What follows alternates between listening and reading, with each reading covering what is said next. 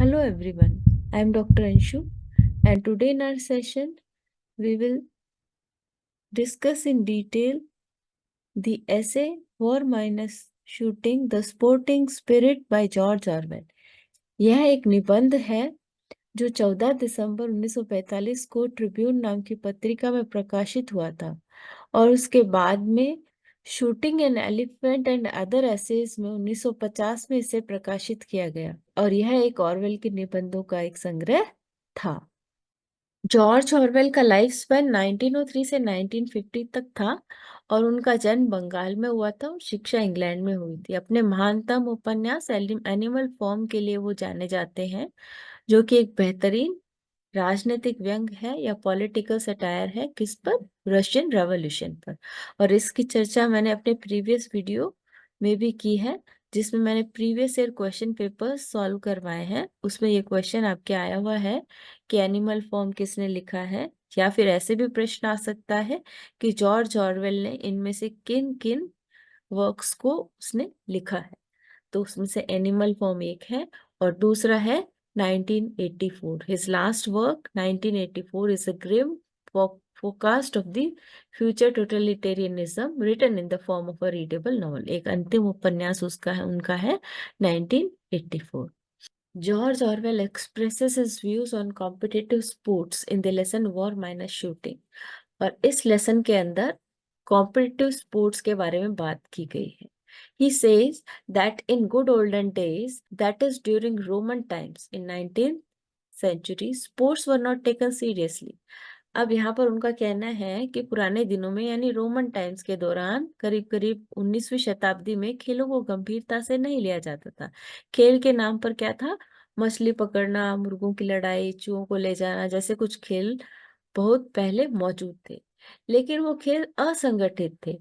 केवल देहाती समुदाय के लोग ही उनको खेला करते थे और वही उनको एंजॉय भी किया करते थे।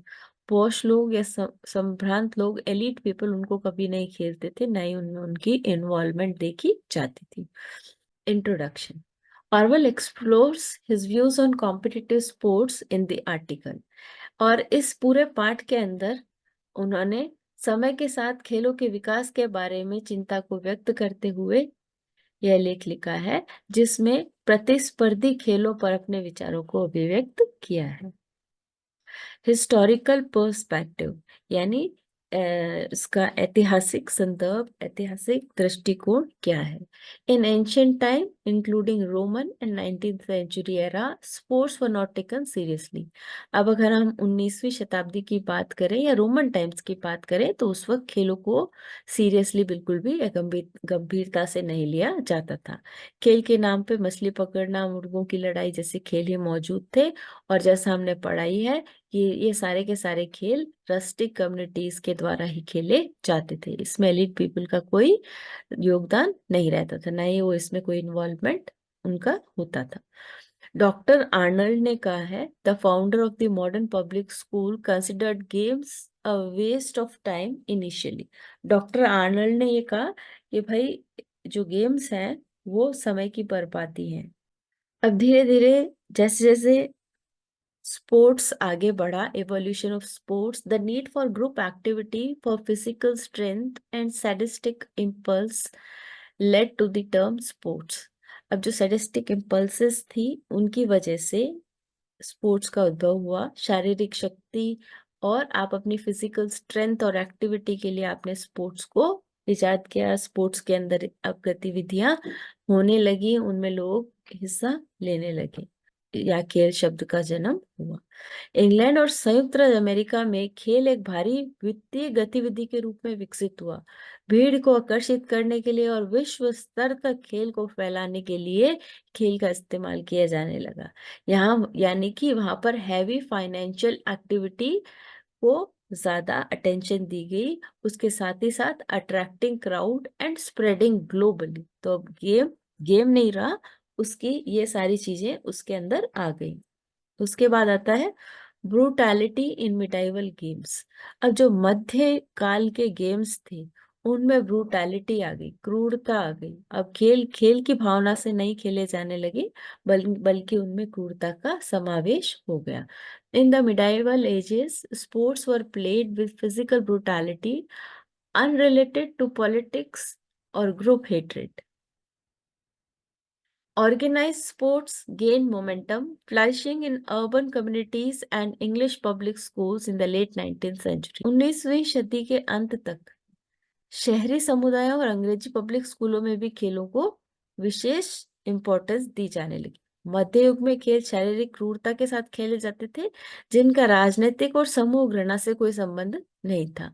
लेकिन धीरे धीरे खेल आगे बढ़ने लगे और उनमें ये सारी चीजें इन्वॉल्व होने लगी। नेशनलिज्म भी आ गया, राइवलरी भी आ गई खेल के अंदर, यानी देशभक्ति की भावना को भी खेल से जोड़ दिया गया। Sports became linked with nationalism but were also seen as cause of politics, brutality and group hatred. हालांकि खेलों को राष्ट्रवाद के साथ तो जोड़ा ही गया, लेकिन इसके साथ ही साथ राजनीति, क्रूरता और समूह घृणा के कारण इसके अंदर खेलों में हमें ये सारी चीजें देखने को मिली। अंतरराष्ट्रीय प्रतिद्वंद्विता विकसित हुई, जिससे विभिन्न देशों के बीच प्रतिस्पर्धाएं शुरू हुई। इंटरनेशनल राइवलरीज भी खेल के नाम पे डेवलप हो गई, यानी खेल के नाम पर एक देश दूसरे देश का दुश्मन बन गया। नेगेटिव क्राउड इन्फ्लुएंस, यानी जो क्राउड है उसका नेगेटिव इन्फ्लुएंस भी गेम्स पर होने लगा। अब गेम को गेम की तरह नहीं देखा जाने लगा कि कोई व्यक्ति कितना अच्छा खेल रहा है, बल्कि वो जीत रहा है, उसे जीतना है क्योंकि वो इस देश से संबंध रखता है। ये सारी भावनाएं, ये सारे इन्फ्लुएंस, जो भीड़ के इन्फ्लुएंस थे, वो खिलाड़ियों पर आने लगे। मुक्केबाजी, फुटबॉल और क्रिकेट मैचों में भारी भीड़ ने खिलाड़ियों को छीटाकशी और अपमान से नकारात्मक रूप से प्रभावित करना शुरू किया। यानी खिलाड़ी यदि हार जाता, गलती से आउट हो जाता, तो उसे ये सारे नकारात्मक प्रभाव को भी झेलना पड़ता था। Even gentlemanly games like cricket faced controversies such as the bodyline bowling dispute in 1921. हाँ, ये जो क्रिकेट हम कहते हैं एक भद्र खेल है, उसको भी विवादों के घेरे का सामना करना पड़ा। 1921 में बॉडी लाइन बाउलिंग विवाद के अंदर उसे भी अपमान झेलना पड़ा। यह भी एक कंट्रोवर्सी, एक विवाद था। और इसकी चर्चा भी मैंने अपने प्रीवियस वीडियो, जिसमें previous year question papers discuss किए, उसमें यह प्रश्न आया है कि बॉडी लाइन बाउलिंग विवाद किस खेल से संबंध रखता है, क्रिकेट से, बॉक्सिंग से, फुटबॉल से, किससे संबंध रखता है। Mimicry of warfare. अब उसके बाद ऑरवेल का यह तर्क है कि समय के साथ अंतरराष्ट्रीय खेल नकल युद्ध का रूप बन गए, यानी वो युद्ध की तरह हो गए। खेल खेल नहीं रहे, अब जैसे एक युद्ध हो रहा है, एक खेल हो रहा है, तो एक देश की टीम दूसरे देश की टीम के साथ में एक युद्ध लड़ रही है, जो या तो एक टीम जीतेगी या तो दूसरी टीम उसे जीतेगी। तो जीत हार का फैसला एक देश की जीत एक दूसरे देश की जीत की तरह होने लगा। मिमिक्री यानी बिल्कुल वॉर की नकल, यानी युद्ध की नकल खेल के अंदर होने लगी। Orwell argues that with time, international sports became a form of mimic warfare. Instead of promoting goodwill, sports fostered hatred and rivalry among nations. अब खेल की भावना को बढ़ावा देने के बजाय राष्ट्रों के बीच नफरत, प्रतिद्वंद्विता को बढ़ावा मिलने लगा। एक देश दूसरे देश को अपना प्रतिद्वंद्वी मानने लगा और जीत हार का फैसला आपस में नफरत को पैदा करने। Competitiveness and Prestige. अब खेल खेल नहीं रहा, उसमें कंपटीशन आ गया, उसमें प्रेस्टीज आ गई। Modern sports became highly competitive with a little meaning unless one. आपने कितना भी बढ़िया खेला, लेकिन यदि आप जीत नहीं पाए तो उसका कोई मायना नहीं है। Players use various techniques to win, driven by the notion. अब होने ये लगा कि जो प्लेयर्स थे वो अलग अलग प्रकार की तकनीकों का उपयोग करने लगे, इस धारणा से प्रेरित होकर कि हारने से उनके देश की गरिमा खतरे में पड़ सकती है। तो अब ये सारा दारोमदार खिलाड़ियों पर आ गया कि उन्हें किसी भी हाल में जीतना ही है।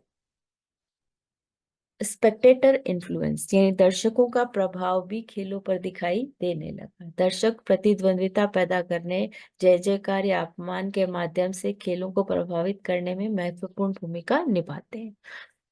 तो इसका परिणाम क्या हुआ? धोखाधड़ी से प्राप्त जीत को निरर्थक बताया गया है। Victory gain through cheating is highlighted as meaningless. तो स्पेक्टेटर्स तो बस यही चाहते हैं कि जीत हो। Spectators play a crucial role in creating rivalry, influencing games through cheers or insults. यानी जो जो दर्शक है उनका बस यही काम हो गया, या तो वो चीयर करेंगे और यदि वो ढंग से नहीं खेल रहा है तो उसको इंसल्ट करेंगे।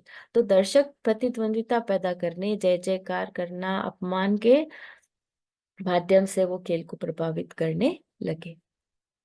Competitiveness and Prestige. अब एक और इम्पॉर्टेंट चीज भी खेलों में आ गई और कॉम्पिटिटिवनेस के साथ प्रेस्टीज भी एक इम्पॉर्टेंट पॉइंट बन गया। Negative aspects of modern games. Modern games are criticized for abundant hatred, jealousy, boastfulness, rule violations, and violence. Negative aspects of modern games. अब जो आधुनिक खेल थे उनके नकारात्मक प्रभाव देखने को मिले। Modern games are criticised for abundant hatred, jealousy, boastfulness, rule violations and violence. आधुनिक खेल थे उनके अंदर नकारात्मक प्रभाव कैसे दिखाई दिया कि वो उसमें ईर्ष्या, घमंड, नियमों का उल्लंघन करना, खेलों के अंदर प्रचुर मात्रा में घृणा का समावेश होना, हिंसा के लिए भी उसकी आलोचना की जाने लगी। कंक्लूजन क्या था? Call for sportsmanship. George Orwell strongly emphasizes the need to instill sportsmanship to promote peace, goodwill through sports. अब जॉर्ज ऑरवेल ने खेल के माध्यम से शांति और सद्भावना को बढ़ावा देने के लिए खेल भावना पैदा करने की आवश्यकता पर बहुत जोर दिया। Article captures the key points of Orwell's critique on the evolution of sports, highlighting negative aspects and emphasizing the importance of cultivating sportsmanship for a more positive impact. अब पूरे पाठ के अंदर क्या था? नकारात्मक पहलुओं को उजागर किया गया। किसके? स्पोर्ट्स के। और अधिक सकारात्मक प्रभाव के लिए खेल कौशल को कैसे विकसित किया जा सकता है, हम कॉल फॉर स्पोर्ट्समैनशिप कैसे कर सकते हैं, खेल की भावना को खेल में कैसे समाहित कर सकते हैं, इस बात पर अधिक से अधिक जोर दिया गया। यह इस पूरे पाठ के अंदर हमें देखने को मिलता है। Thank you very much for your patience hearing. I hope the lesson is clear. And if you have any suggestions, then you can write in the comment box. And till now, if you have not subscribed the channel, then please do subscribe it, like the session if it was informative. Thank you.